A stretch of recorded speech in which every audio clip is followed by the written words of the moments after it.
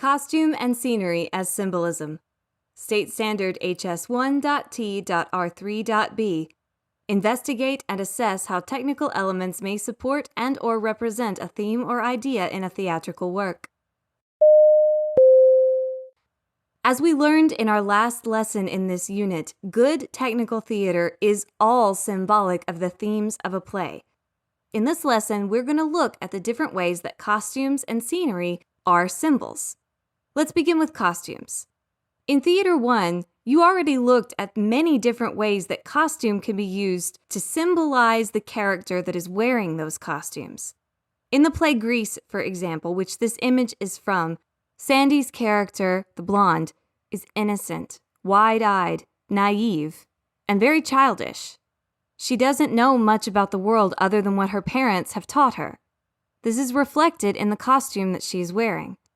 Her dress is modest and doesn't particularly hug her body. The shoes that she's wearing are Mary Jane's, the same style that a little girl might wear, and she's dressed in an infantile baby pink, all of this reflecting the innocence and naivete of this character.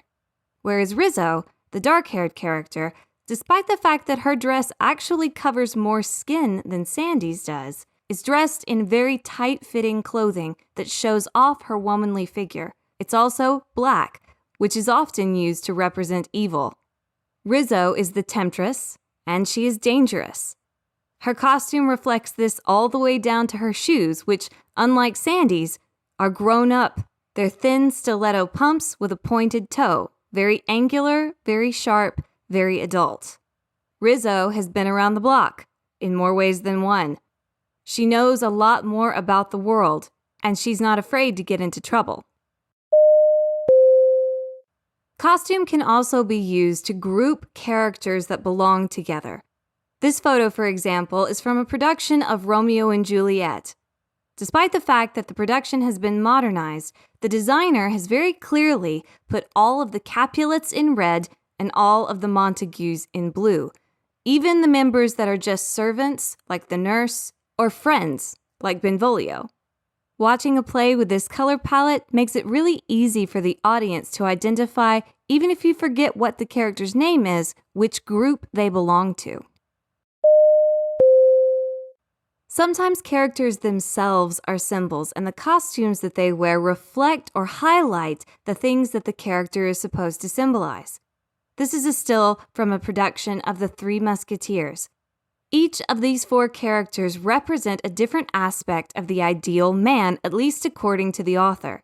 Porthos is a character who represents appetites for the finer things in life: fine food, fine clothing, fine music, and having a good time. We see his costume highlights his taste for rich things in the gold damask velvet of his doublet. Athos is a character that represents integrity, standing strong in one's ideals. In his costume, we see the deep greens and rich browns of a strong oak tree. D'Artagnan is a teenage character who's just come to Paris from the countryside. The lesson D'Artagnan learns over and over again over the course of the play is to not lose sight of who he is or where he came from. The earthy browns of D'Artagnan's costume remind us all not to forget our roots. Finally, Aramis is a character who represents passion, both religious passion and romantic passion. The red of his doublet is the same red that might be worn by a Catholic cardinal, but that also might be seen on a rosebush.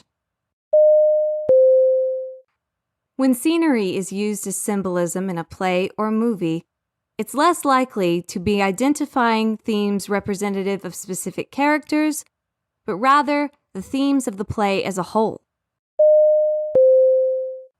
Primarily, you'll notice the theme reflected in the color palette chosen by the scenic designer. In this still from a production of the play She Loves Me, you can see lots of pinks and purples.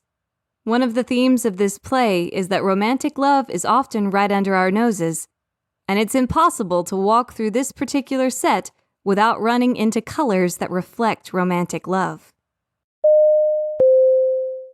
In these two stills from a production of the play Beauty and the Beast, we can see how scenery can be symbolic of the geography of a play, where the play takes place. And notice that a lot of the same colors are used whether we're in the small provincial town or inside the beast's palace. Inside the palace, you might notice the gold painting on the bottoms of the arches, and while in the village, there's nothing that is shiny gold, there is a lot of that same shade of gold reflected in the barrel in front of the store or in the shop that's in the far background. In the provincial town, the fountain in the town square is supposed to look like it's made of found stones, not polished marble. But if you compare the color schemes of the marble stairs and the stone fountain, you'll start to notice there's a lot of the same color going on.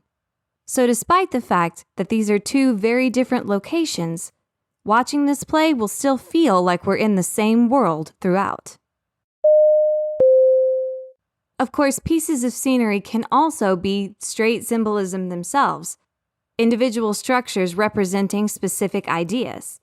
In this still from the play Urinetown, which imagines a world in which water is in such short supply that people are actually charged every time they need to use the bathroom, you may notice that nothing on this set is pure white or clean. Furthermore, take a look at the structure that has the protesters standing in front of it. Does that shape remind you of anything? Remember, this is a play about going to the bathroom. In your next activity, it will be up to you to spot the symbolism in both the scenery and the costumes of the movie you're going to watch. You will have to identify the theme of the movie and assess whether or not the costumes and scenery do a good job reflecting or symbolizing those themes.